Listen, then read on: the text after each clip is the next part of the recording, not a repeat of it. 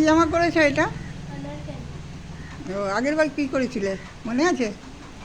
আগের এটার আগে হ্যাঁ হ্যাঁ।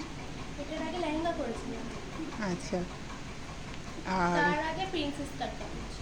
আচ্ছা আচ্ছা, কেমন লাগছে করতে?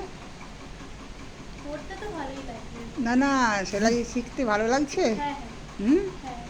শিখছো কিছু? হুম। হুম। সেলাই ভালো শিখছি। হয়েছে। বাহ। তো একটু